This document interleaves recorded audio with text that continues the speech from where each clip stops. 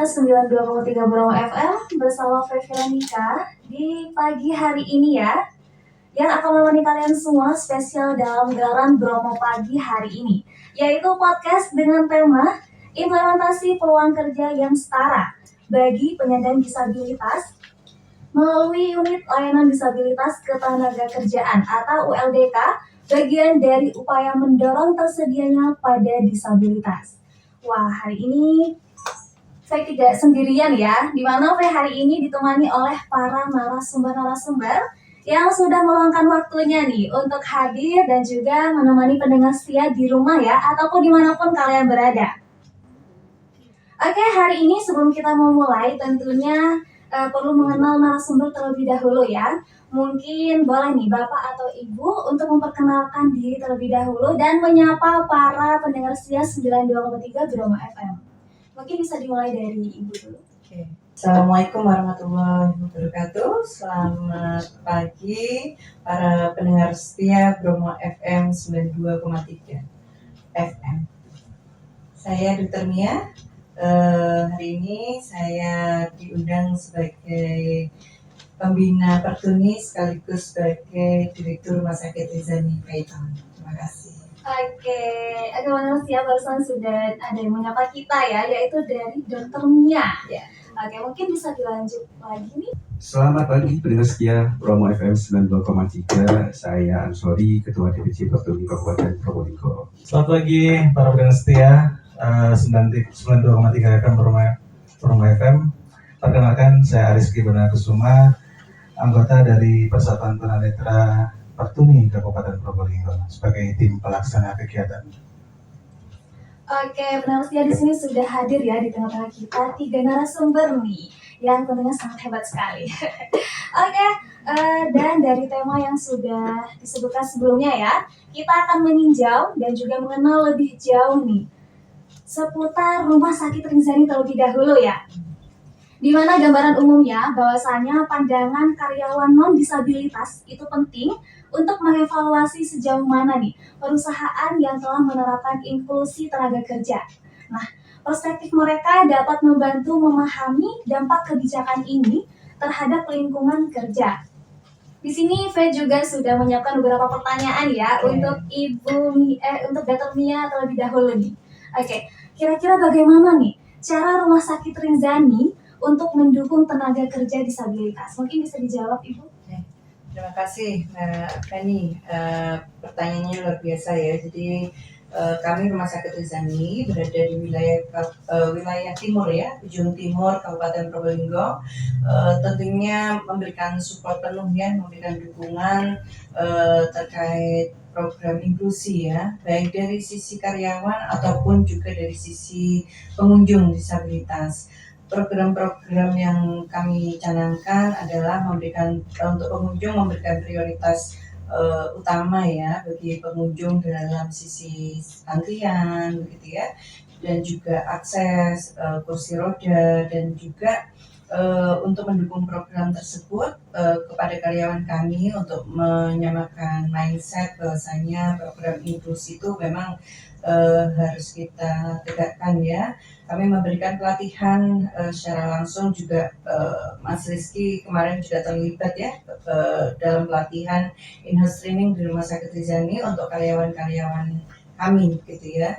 Dan kami ingin membuka perspektif karyawan yang ada bahwasanya sahabat-sahabat disabilitas ini memiliki kesetaraan yang sama, memiliki hak yang sama baik dari mendapatkan pekerjaan yang layak begitu ya, dan juga mendapatkan program yang khusus untuk penyetaraan baik dari sisi hak ataupun dari sisi kenyamanan dari sahabat-sahabat disabilitas. Oke, baik. Kalau bicara tentang kesetaraan tadi, nah kira-kira apakah Rumah Sakit Rizani sendiri memiliki kebijakan khusus nih Bu untuk menghormati keberagaman? Ya. Jadi kebetulan kami selain dari sebagai Direktur Rumah Sakit Rizani, kami juga sebagai pembina dari sahabat-sahabat Persatuan Tunanetra Kota Probolinggo dan juga sahabat-sahabat dari Ruang Cinta Al-Quran ya Mas Rizky ya. kami selalu memberikan insight kepada sahabat-sahabat kami bahwasanya jangan pernah untuk menjadi objek penerima gitu ya. Teman-teman ini harus hadir, dan saya yakin setiap manusia yang dilahirkan itu pasti ada keistimewaan gitu ya.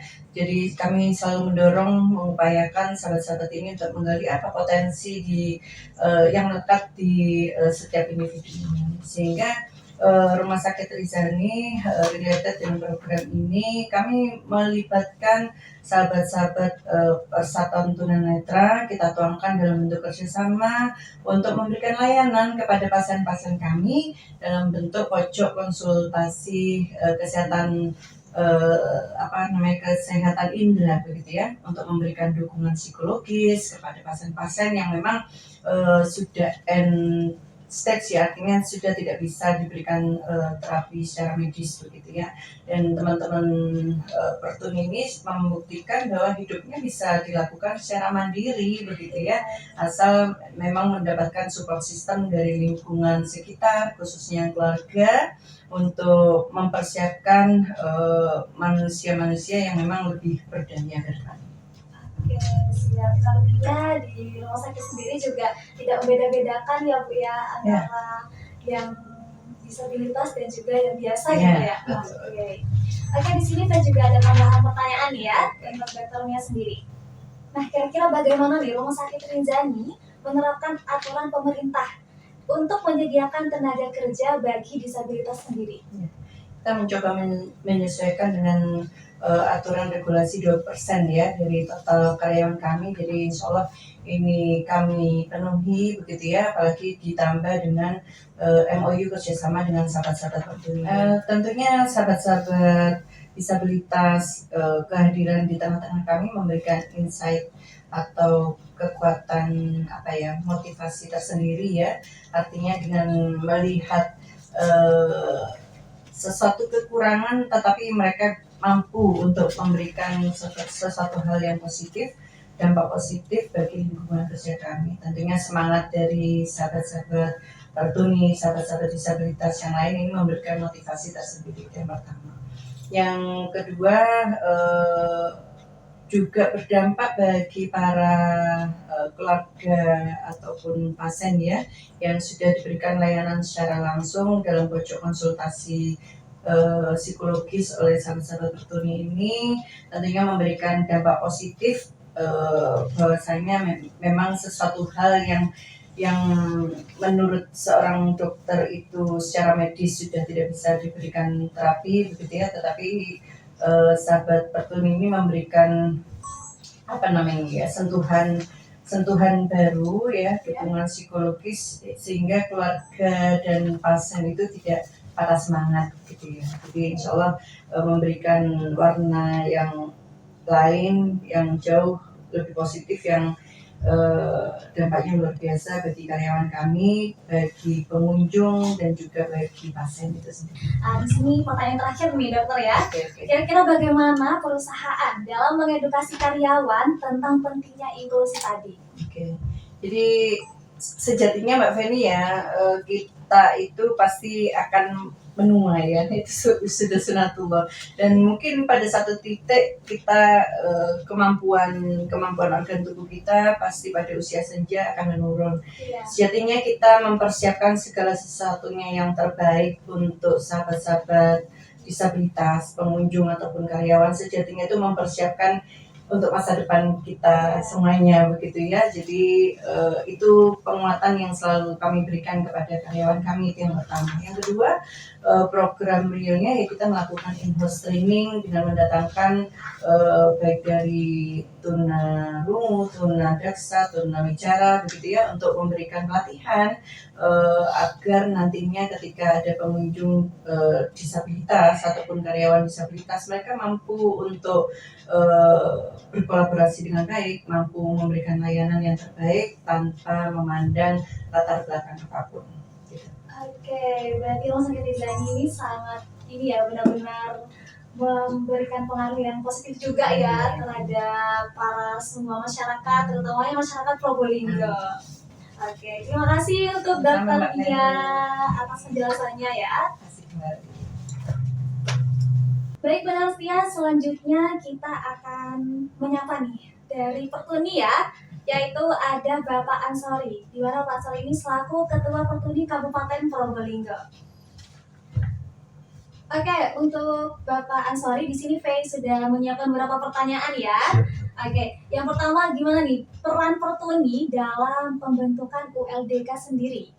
Ya, sebelumnya menjawab, saya ingin mengucapkan selamat memperingati Hari Disabilitas untuk seluruh teman-teman di tanggal 3 Desember kemarin. Baik, Pertuni sangat berperan penting ya untuk terbentuknya ULDK karena ini sangat kita butuhkan untuk memberikan ruang kepada teman-teman disabilitas dalam akses pekerjaan, karena selama ini saya sering mendengar teman-teman bahwa kerepotan ya ingin mendapatkan informasi terkait dengan peluang kerja, makanya ULDK kita dorong untuk terbentuk di Kabupaten Probolinggo. Yang pertama yang kami lakukan adalah memberikan kesadaran kepada semuanya, semua pihak, karena mulai tahun 2016 sudah ada undang-undang disabilitas yang dimana sudah juga mengatur terkait dengan peluang kerja untuk disabilitas seperti itu. Baik, berikutnya kira-kira peran Pertuni apa nih dalam mendorong upaya disahkannya Perda Disabilitas?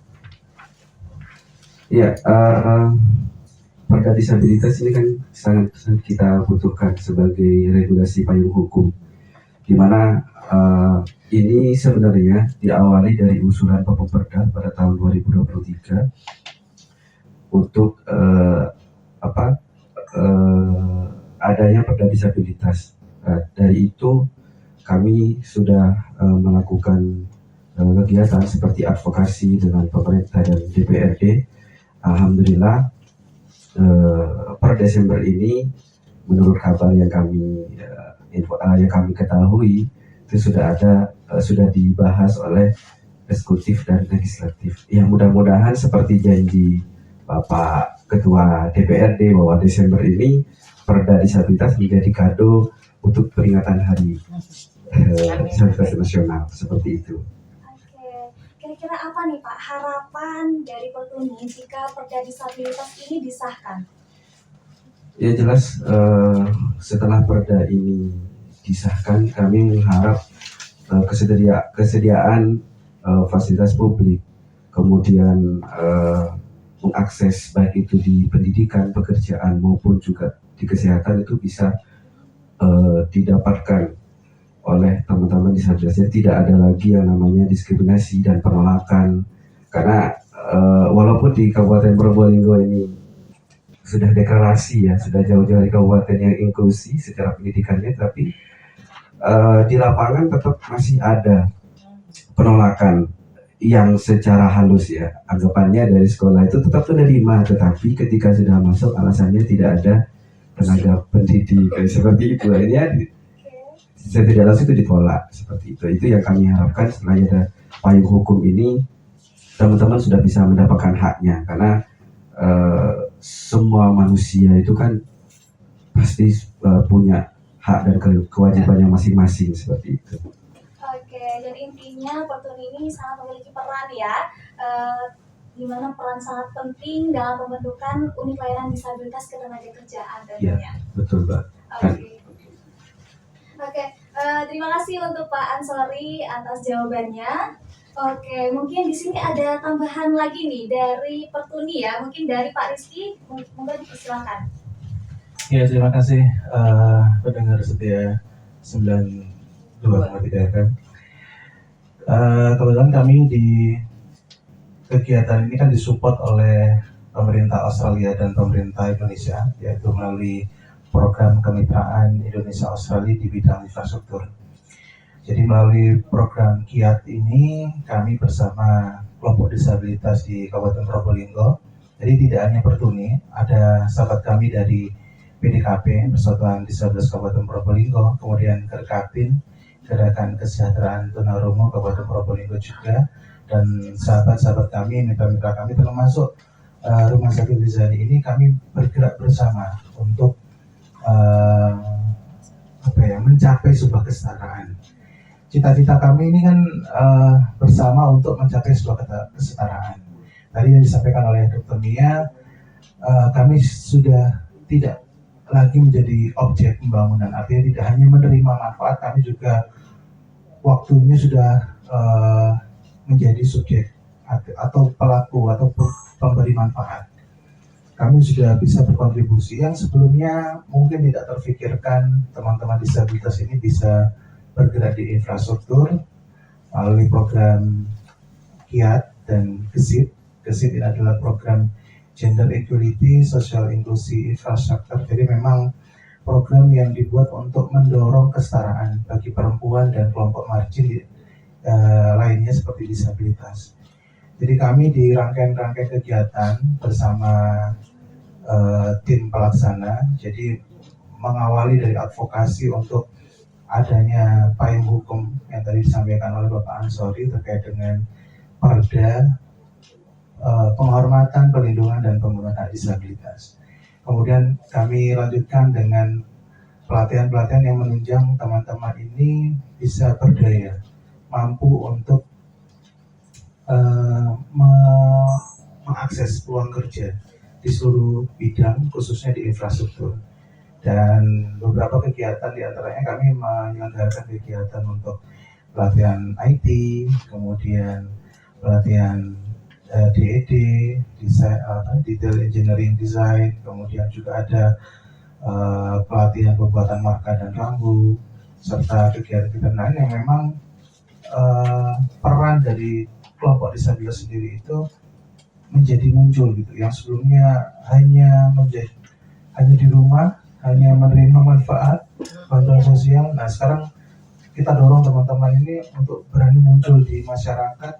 Mereka mampu berkontribusi, bahkan beberapa waktu yang lalu kami bersama-sama beberapa desa, diantaranya Alasapi, kemudian Pendil, Sumberan, Taman Sari, dan Sumber Katimoho, serta Sumber Karang itu mendorong adanya perdes inklusif. Jadi ada peraturan desa inklusif, di mana masyarakat di desa yang sebelumnya tidak pernah terfikirkan untuk terlibat dalam pembangunan, yang sebelumnya mungkin sedikit merasakan manfaat dari desa, itu sudah mulai didorong untuk terlibat di masyarakat, bahkan menikmati apa yang ada seperti yang warga yang lain. Jadi perdes inklusif ini juga mendorong ya dari istilahnya bottom up. Teman-teman terlibat mulai dari bawah sampai ke atas. Dan beberapa waktu yang lalu ketika ada kunjungan Konsulat Jenderal Australia, Bapak PJ Bupati, Bapak Ugas menjanjikan adanya instruksi tentang penyelenggaraan desa inklusif ini di seluruh desa. Jadi nantinya akan ada 330 desa yang masing-masing punya peraturan desa inklusif. Yang ini akan memastikan atau menjamin dari keberadaan kelompok-kelompok marginal itu, dan memastikan mereka juga menikmati hal yang sama seperti yang dalam arti itu yang disebut dengan setara. Harapan kami sebetulnya di perda ini menjadi payung hukum yang luas ya Mbak ya. Karena perda ini kan regulasi yang diturunkan dari Undang-Undang Nomor 8 Tahun 2016 itu tentang penghormatan, perlindungan, dan pemenuhan hak disabilitas. Kalau sudah ada cantolan ini, maka perangkat daerah itu lebih leluasa untuk menyelenggarakan kebijakan-kebijakan yang sifatnya komprehensif ya, yang menyeluruh, sehingga teman-teman tuh bisa mengakses dari pendidikan, kesehatan, tenaga kerja, infrastruktur, bahkan wisata ya, yang sebelumnya kita nggak terpikirkan gitu ya. Gimana sih disabilitas itu kok bisa mengakses wisata? Apakah nggak boleh disabilitas itu bersenang-senang gitu ya, menikmati Bromo itu punya Probolinggo, air terjun Madakaripura itu apa namanya, Krucil ya itu, terus Pantai Duta ya. Bromo ini kan kaya kan wisata itu. Nah, ini kita juga dorong teman-teman disabilitas itu ke depan bisa menikmati yang serupa, sehingga wisata-wisata yang ada di Probolinggo juga kita dorong wisata yang inklusif, yang ramah gitu. Jadi siapapun, mulai dari anak-anak, perempuan hamil, lansia, disabilitas, siapapun sudah bisa mengakses wisata itu, karena itu menjadi hak yang sama bagi teman-teman itu. Harapan kami secara keseluruhan seperti itu, jadi tidak ada kesenjangan. Oke, terima kasih untuk Bapak Rizky ya. Boleh nambahin Mbak? Iya boleh, monggo Pak. Ya. Jadi kami berharap kepada pemerintah, baik itu eksekutif dan legislatif. Jadi jangan takut ya setelah. Artinya gini, yang saya rasakan, kenapa kok perda ini sampai sekarang masih ada kayaknya kok sulit ya gitu, untuk terbitnya. Mungkin ada ketakutan sehingga kalau perda ini disahkan, itu malah mengganggu kinerja dari mungkin eksekutif ya. Mungkin ada pengaruh dengan anggaran dan lain-lain. Yang saya rasakan gini, yang kami harapkan gini, setelah perda ini disahkan, jadi kan ini kan malah memudahkan dari pengampu pemerintah sendiri ya. Yang kemarin misalnya ini kayak di wisata atau mungkin di pendidikan yang terkendala dengan dengan anggaran karena tidak ada payung hukum. Nah, dengan ada perda ini kan sudah diatur itu, sudah dimudahkan. Jadi kalau misalnya mengeluarkan yang namanya kebijakan sudah ada payung hukumnya, seperti itu sih. Jadi makanya perda ini sangat-sangat kami tunggu-tunggu untuk Probolinggo yang inklusi, bukan hanya disabilitas tapi untuk semuanya. Terima kasih untuk Pak Ansori tambahannya ya. Dan intinya seluruh masyarakat ya tentunya ya, itu baik yang biasa ataupun yang disabilitas itu juga memiliki hak nih, atau memiliki kesetaraan dalam bekerja atau hal apapun seperti itu ya Pak ya. Oke. Baik pendengar setia, mungkin masih itu dulu ya penyampaian di siang hari ini, karena sebentar lagi masih akan ada penyampaian lanjutan nih dari ULDK sendiri ya, sambil menunggu dari ULDK hadir di tengah-tengah kita. Jangan kemana dulu ya, tetap di 92,3 Radio Broma FM.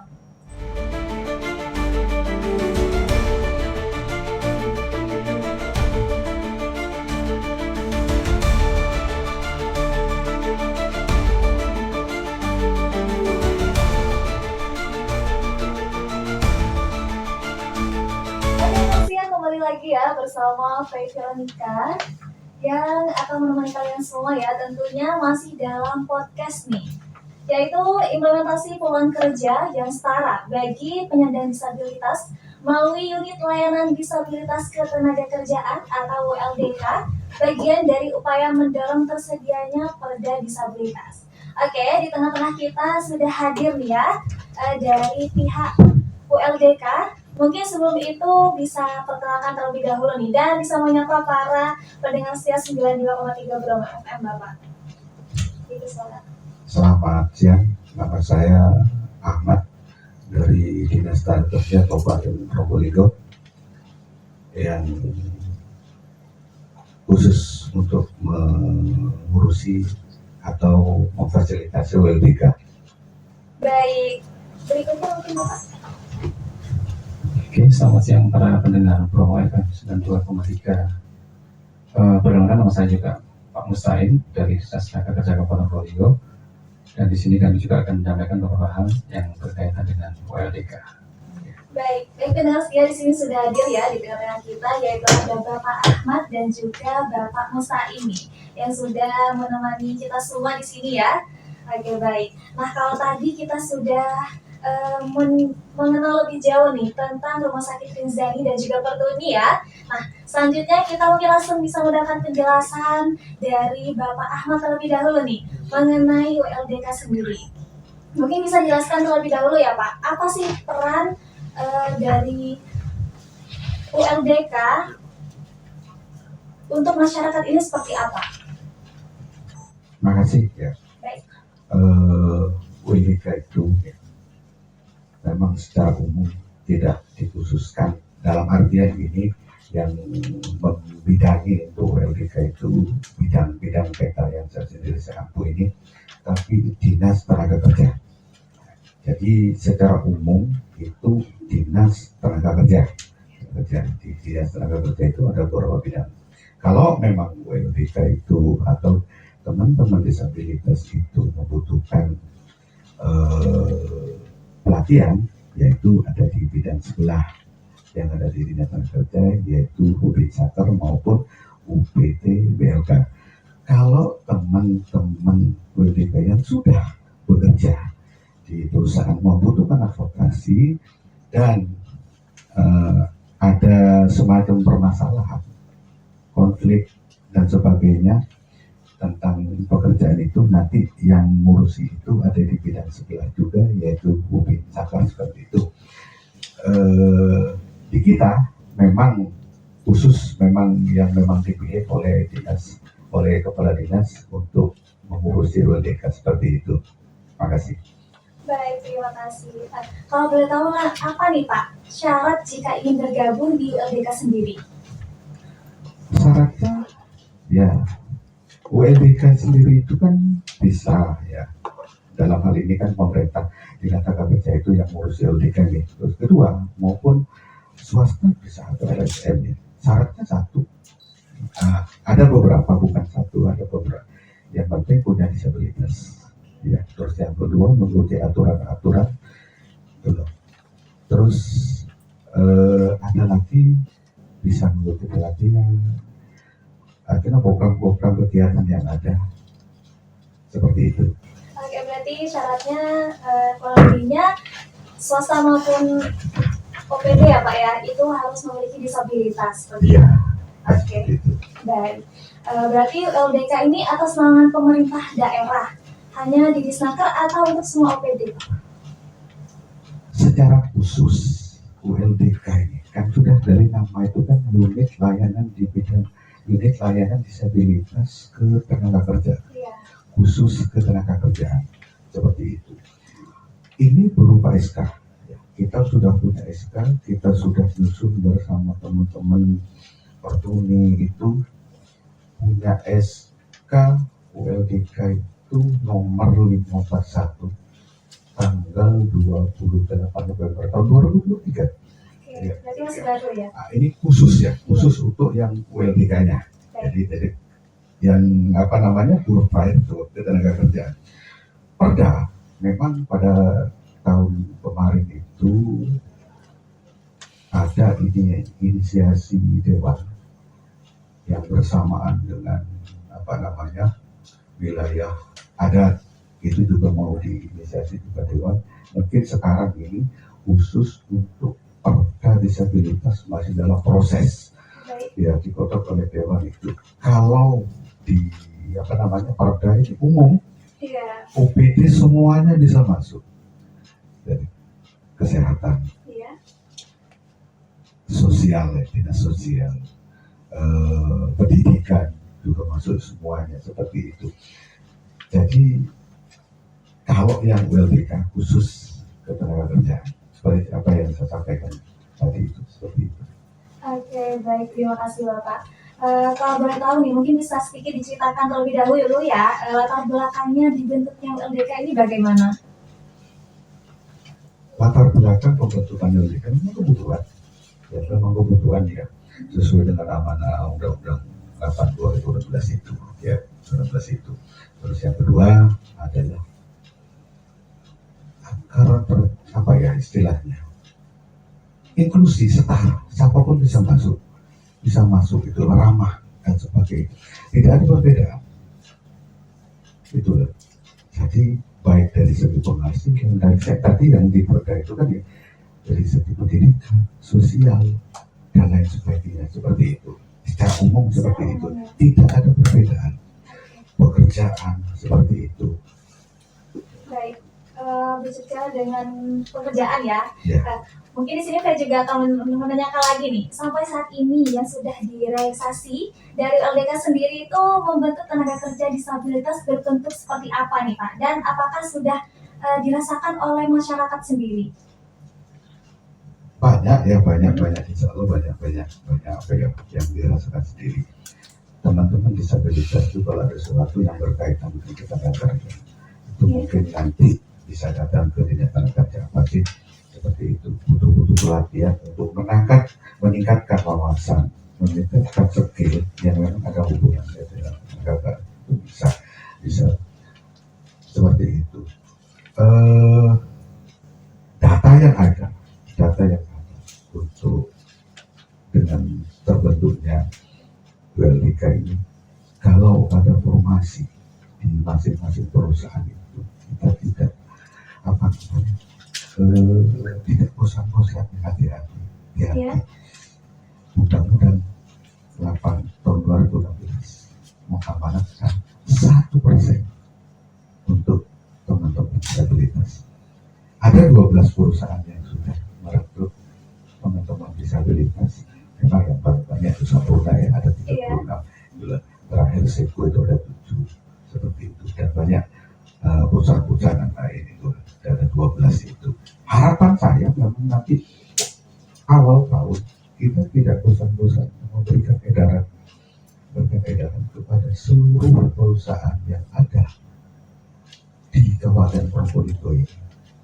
Menghimbau kalau ada formasi Undang-Undang 14 tahun 8 tahun 2011 cuma 1% untuk swasta. Kalau pemerintah BUMN 2%.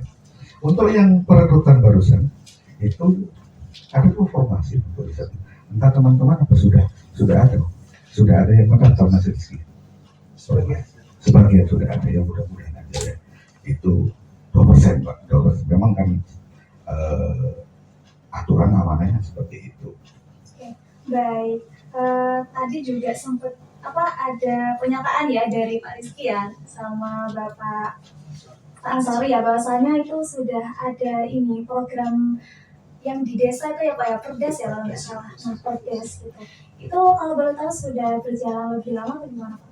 Kalau Perdes itu bukan di ranah saya. Iya. Perdes itu di bawah naungan PMD. Oke. Ya, jadi pemerintah desa yang ada di situ. Kalau memang seperti itu ya, harapan saya memang sudah bagus itu sudah bagus memfasilitasi artinya menjaga. Iya. Tadi kan sudah disebutkan bahwasanya tujuannya itu kesetaraan, Iya. inklusi, tidak ada beda. Iya.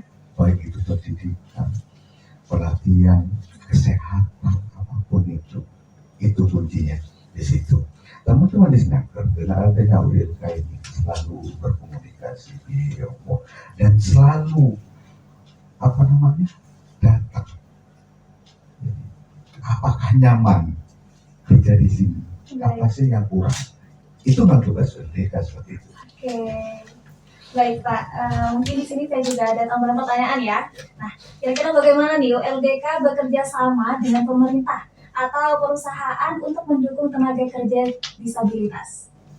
Kalau dengan pemerintah memang sudah jelas nih, Ya. memang monggo silakan. Tahun 2025, paling pemerintah ini, saya tidak bicara tentang PPDN. Iya. Banyak program-program kegiatan yang sekiranya bisa menambah skill dari teman-teman disabilitas itu. Monggo silakan. Apa yang dibutuhkan seperti itu. Dinas Tenaga Kerja memang khusus untuk melatih. Oleh karena itu, saya selalu komunikasi. Ojo no acara dona kantor itu seperti itu. Apapun yang berkaitan dengan ketenaga kerjaan, monggo welcome kita itu teman-teman itu. Ini ada pengantar kerja. Oke. Yang basicnya sudah pernah menjadi ini, pernah di perusahaan sebelum masuk wanita sudah notis likunya sebelumnya di perusahaan ini seperti Baik. itu. Kalau dengan swasta kita sudah nanti itu tidak bosan-bosannya seperti apa yang disebutkan. Nah, untuk formasi ada enggak? Tolong yang 1% seperti itu. Di Dinas Tenaga Kerja ini kan ada beberapa pertemuan bulanan dengan para pengusaha maupun dunia usaha itu. Iya. Kita selalu masuk di situ. Yaitu kita diberi amanah ULDK seperti itu. Di samping yang lain-lainnya seperti itu. Baik, terima kasih untuk Pak Ahmad atas penjelasannya ya. Oke, mungkin sekarang kita beralih ke Pak Musa ini ya untuk ditanyakan ya.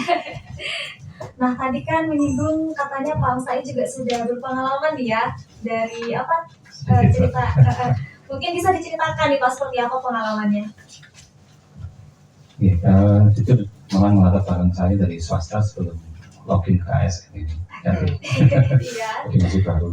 Dan untuk disabilitas memang di tahun-tahun sebelumnya itu memang tidak segencar dengan sekarang ini ya. Ini sudah masuk dalam program prioritasnya Pak Presiden Prabowo kan di kemudian sekarang. Jadi memang yang bisa kita sarankan kepada perusahaan-perusahaan itu untuk mematuhi undang-undang yang dilakukan 2016 itu memberikan kuota sekitar 1% dari total karyawannya adalah harus ada disabilitas. Dan pemerintah sebenarnya sudah beberapa kali ya di formasi CPNS maupun di P3K yang dibuka itu juga sudah menyediakan formasi khusus disabilitas. Nah, cuma kita belum memantau sejauh mana apakah formasi itu terisi sesuai dengan yang dibutuhkan atau malah kosong ya, karena tidak ada rekan-rekan disabilitas yang bisa memenuhi persyaratan yang dibutuhkan. Begitu juga di swasta. Dari swasta yang saya lihat dari data yang masuk di bagian Pinsaker itu sepertinya masih banyak berkecimpung untuk usaha atau perusahaan yang padat karya ya. Jadi tidak banyak memerlukan skill khusus ya. Jadi masih bidang-bidang pekerjaan yang masih bisa dikerjakan oleh rekan-rekan disabilitas, baik itu kebanyakan tunadaksa ya, tunadaksa. Jadi yang mungkin kedepannya nanti di perusahaan swasta tidak usah ragu ya, atau mungkin bahkan gini, kasus yang banyak terjadi, kadang perusahaan itu sudah membuka lebar-lebar kesempatan untuk rekan-rekan disabilitas bekerja di perusahaannya. Hanya saja data rekan disabilitas yang istilahnya sesuai ya dengan perusahaan itu masih belum ada. Nah, itu belum dari awal. Kalau beberapa waktu yang lalu saya sampaikan ke rekan Pertuni ya, mohon untuk data-data paling tidak ada verifikasi ya, rekan ini punya kualifikasi apa yang dibutuhkan oleh perusahaan, sehingga rekan-rekan yang punya kompetensi tertentu tersebut itu bisa kita promosikan, kita bisa ajukan ke perusahaan-perusahaan untuk memenuhi kebutuhan 100%-nya. Oke, baik, terima kasih atas penjelasannya ya Pak. Nah di sini saya juga akan menanyakan beberapa hal ya terkait ULDK sendiri nih. Nah, yang menjadi tantangan yang ULDK temui ya saat mendorong perusahaan agar ramah disabilitas itu seperti apa? Oke, monggo Pak. Tantangan bagi perusahaan adaptasi ya. Oke, adaptasi. Adaptasi karena secara normal kan mereka hanya menyiapkan fasilitas dan lingkungan untuk selama ini ya, hanya untuk non disabilitas ya. Nah, begitu mereka harus berkewajiban untuk menerima rekan-rekan disabilitas, otomatis harus menyiapkan dan mengadaptasikan sesuatu sesuai dengan kebutuhan rekan-rekan disabilitas. Minimal akses yang ramah disabilitas, lingkungan yang nyaman buat mereka ya. Misalkan ada rekan-rekan disabilitas yang tidak tahan untuk bising ya harus disiapkan mungkin tempat khusus yang sekiranya tidak mengganggu konsentrasi mereka dalam bekerja. Itu dan yang kedua juga mungkin ini ya, kita masih terus berupaya melakukan istilahnya persuasif yang anjuran kebaikan permohonan untuk perusahaan-perusahaan yang memang masih belum membuka diri untuk rekan-rekan disabilitas. Di lain pihak kami juga akan terus mendorong agar organisasi disabilitas lebih aktif dalam memberikan informasi tenaga rekan-rekan disabilitas yang kompeten, supaya bisa saling mengingatkan antara disabilitas dan kebutuhan usaha. Demikian. Oke, baik Pak. Kira-kira peran dari LDK untuk masa depan agar disabilitas lebih didukung itu seperti apa Pak? LDK harus terus bersinergi ya, istilahnya mengantarkan rekan disabilitas untuk mendapatkan kesetaraan baik dalam bidang pekerjaan maupun bidang yang lainnya. Kalau tidak dalam khusus di pekerjaan. Jadi ya kita akan terus menemani ya istilahnya dalam tanda kutip ya. Kira-kira teman-teman butuh pelatihan ya kita sarankan monggo usulkan ke Disnaker butuh pelatihan apa, itu sudah sering kita sampaikan ya, yang sesuai dengan kebutuhan mereka dan juga kebutuhan perusahaan utamanya. Jadi bisa dari pengusulan pelatihan yang sesuai sampai dengan advokasi dengan permasalahan-permasalahan yang mungkin timbul ketika mereka sudah bekerja. Demikian bisa. Baik, terima kasih untuk Pak Musain. Nah, di sini ada pertanyaan terakhir ya. Kira-kira apa nih cerita sukses dari WLDK sendiri dalam menciptakan peluang kerja yang inklusif? Oke. Dari beberapa hal yang saya amati ya, kalau WLDK Probolinggo khususnya ini saya memang tidak punya agenda khusus ya. Ya. Cuman beberapa waktu yang lalu itu saya sempat mengikuti berita tematik disabilitas di Jakarta, dan di situ kami pesertanya itu diajak langsung ke lapangan perusahaan yang mempekerjakan disabilitas. Jadi itu banyak hal yang membuka mata kami bahwa selama ini banyak yang memandang sebelah mata dengan kemampuan terhadap disabilitasnya. Di situ mereka bisa luar biasa bekerja dan bahkan lebih maksimal hasilnya, gitu ya, lebih produktif, gitu ya. Itu ada yang waktu itu kita di perusahaan advertising bahwa di situ ada disabilitas tunanetra bisa jadi manajer konsep ya, istilahnya bagian konsep. Jadi dia program label, desainnya juga dia, gitu. Jadi bayang kita yang di Indonesia yang disabilitas tunanetra nggak bisa main komputer ya, di situ dia lebih jago dari kita, bisa menguasai lebih banyak aplikasi desain daripada kita yang normal, gitu. Dan juga ada cerita sukses waktu itu tunadaksa dipekerjakan di SPBU ya, waktu di SPBU dia mulai dari operator sampai sekarang menjadi kepala regu atau masif operator di SPBU tersebut. Oke, baik. Baik, terima kasih untuk Bapak Mustaida. Mungkin ada tambahan dari Pak Ahmad? Ya, beda jauh ya. Saya juga pernah mengikuti pertemuan atau rapat yang di Surabaya. Iya. Masalah UITK dengan Dinas Tenaga Kerja Provinsi. Memang yang diundang dari daerah, kalau di Kapolda maupun perusahaan-perusahaan yang ada karyawannya itu dari teman-teman disabilitas. Sama, saya kira sama ya, lebih produktif. Karena cerita itu memang betul apa adanya. Kalau teman-teman disabel, kalau sudah bekerja, fokus ke depan. Apa yang dikerjakan terus sesuai seperti itu. Baik, terima kasih untuk Pak Ahmad. Mungkin udah closing podcast dulu ya. Nah, apakah perda disabilitas ini sangat penting nih? Mungkin ada yang bisa menjawab. Saya kira penting ya, Baik. penting sekali. Karena itu kan kalau yang keputusan kan sudah SK-nya sudah ada yang khusus ke tenaga kerja. Ini kan menyangkut yang banyak OPD. Iya. Dan masing di perda nanti itu sudah tugasnya masing-masing dijelaskan di situ nantinya. Seperti itu. Memang saya pernah mengikuti pertemuan yang kan di Dewa, karena di di ruang kantor itu. Ada sendiri itu ada disnaker pelatihan ini dan sebagainya. Kalau masalah dinas perdagangan itu masalah UMKM-nya, Iya. seperti itu ya. Dinas sosial ini dan sebagainya, kesehatan ini, pendidikan seperti itu. Lebih umum. Semua OPD bisa masuk kalau programnya itu seperti itu. Alangkah baiknya memang bisa terrealisasi agar ini sesuai dengan tujuan awal tadi untuk memfasilitasi agar teman-teman disabilitas itu setara, baik di bidang pendidikan, Iya. Sosial, ketenagakerjaan, dan lain sebagainya. Seperti itu. Baik, apa langkah yang perlu dilakukan nih Pak agar tujuan aturan inklusi itu benar-benar berjalan? Kita memberikan pemahaman kepada masyarakat ya, bahwasanya ini penting itulah agar kita itu jangan mempunyai stigma jelek. Itulah. Jangan stigma jelek itulah. Harapannya memang tujuan apa nih? Memberikan kesetaraan, inklusi kepada teman-teman disabilitas ini. Iya. Mungkin yang terakhir nih Pak ya. Apa pesan terakhir Bapak nih untuk mendorong konsep inklusif bagi tenaga kerja disabilitas di seluruh Indonesia, terutamanya di Kabupaten Probolinggo sendiri? Ya, kita menuju kepada undang-undang ya.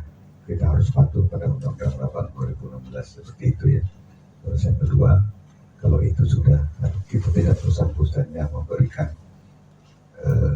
edaran, sosialisasi kepada perusahaan terutamanya, karena ini menyangkut tenaga kerja Iya.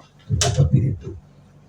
Tapi nanti kalau sudah perdanya ini sudah terbentuk, masing-masing OPD itu sudah berjalan dengan sesuai dengan tupoksi seperti itu. Harapan saya juga ya kepada teman-teman di sana, monggo dalam menyongsong era kebelakang, persiapkanlah dirinya, terutama skill. Banyak-banyak dibutuhkan. Perkembangan zaman nanti tambah maju itu, monggo teman-teman disabilitas juga harus disiapkan skillnya. Tadi sudah saya butuh pelatihan, monggo disediakan pelatihan apa seperti itu. Baik, terima kasih Pak Ahmad. Mungkin ada tambahan nih, sekiranya memberikan semangat ya untuk para pendengar setia di luar sana ataupun untuk para disabilitas yang ada di rumah maupun di manapun mereka berada. Ya, terima kasih bagi saya pribadi maupun untuk semua rekan-rekan dari masyarakat Kabupaten Probolinggo khususnya. Mari kita buka mata, buka hati, dan jangan tutup diri dengan rekan-rekan disabilitas. Mari kita berikan ruang untuk mereka berkembang. Ya. Kita support mereka agar mereka bisa lebih produktif, bisa lebih bersemangat, dan tidak terpinggirkan di tengah kemajuan zaman yang luar biasa ini. Dan untuk rekan-rekan disabilitas tetap semangat, terus kembangkan potensi dan skill masing-masing ya, supaya bisa memenuhi apa yang sudah kita upayakan. Jadi saling berimbang ya. Dari rekan disabilitas monggo semangat mengembangkan diri. Kita dari pihak pemerintah maupun perusahaan juga akan membuka lebar-lebar untuk memberikan kesempatan pada rekan-rekan disabilitas. Oke, baik, terima kasih Pak Ahmad. Mungkin ada tambahan dari Dr. Mia untuk memberikan semangat nih. Oke, terima kasih.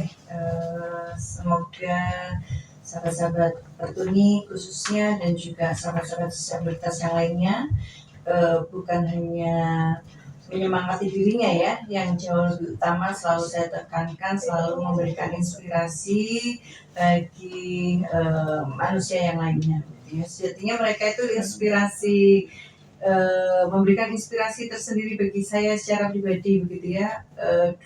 Kebetulan dua orang yang duduk di depan kita ini, Mas Rizky, Mas Ansyar, ini orang-orang yang luar biasa bagi kami secara pribadi. Beliau ini kalau diberikan kesempatan mengaji itu suaranya lantunan ayat suci Al-Qur'annya luar biasa, dan beliau-beliau ini secara istiqomah mengadakan semaan ya di bulan Ramadan ini, mesti mengajak kami untuk hataman 30 juz ya, itu luar biasa. Itu mengingatkan kepada kita aja yang dikasih segala kemudahan oleh Allah kadang lupa untuk membaca Al-Quran ya. Jadi insya Allah mereka berdua ini sejatinya memberikan inspirasi kehidupan bagi kami secara pribadi. Jadi saya harap bukan mereka harus tetap semangat untuk dirinya sendiri ya, tetapi harus terus memberikan inspirasi untuk kita semua. Dan yang kedua, sejatinya kita insya Allah pemerintah, sektor swasta dan kolaborasi dengan sahabat-sahabat disabilitas ini, sejatinya kita mempersiapkan untuk menuju Indonesia Emas. Artinya dengan memberikan ruang gerak untuk sahabat-sahabat disabilitas, kita melakukan akselerasi atau percepatan untuk pembangunan masyarakat menuju Indonesia Emas. Oke, terima kasih Dr. Mia. Mungkin ada tambah lagi dari pihak Pertuni? Monggo, silakan. Jadi WLDK ini lahir lebih dulu dari perdanya. Jadi layanan disabilitas tenaga kerja lahir prematur daripada perdanya. Jadi sebenarnya bagian upaya kami untuk mendorong perda itu benar-benar terwujud ya di Kabupaten Probolinggo. Karena ini proses pengesahan dan disampaikan mudah-mudahan menjadi kado terindah bagi kami di Hari Disabilitas Internasional. Dan itu bagian dari kami sebetulnya melakukan riset sebelumnya di daerah, kebutuhan peluang kerja itu belum terserap di antaranya karena rendahnya pengetahuan, pengalaman, dan culture yang masih memposisikan disabilitas sebagai charity ya, diklasasikan gitu.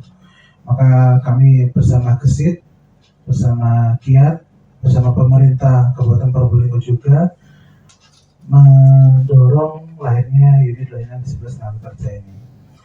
Ini adalah upaya untuk memfasilitasi sebetulnya teman-teman yang ada di daerah itu bisa memaksimalkan penghidupan yang layak. Ya. Karena kalau mencari pekerjaan gampang, tapi susah mencari penghasilan. Hanya pekerjaan, tetapi belum tentu digaji. Tetapi kalau penghasilan yang layak itu adalah bagian dari upaya kami untuk mendorong teman-teman di seluruh Indonesia, termasuk di Probolinggo itu menikmati yang kesetaraan. Dan itu sudah diamanatkan dalam Undang-Undang Dasar ya.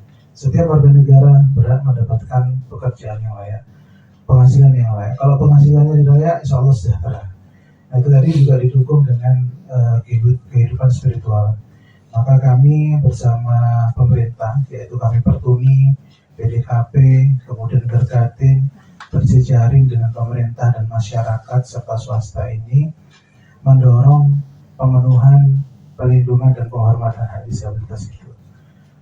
Jadi melalui program KESID bersama Kiat dan pemerintah Indonesia berupaya untuk memaksimalkan apa yang sudah dimulai, dan walaupun nanti perdana sudah lahir itu bukan berarti perjuangan selesai ya.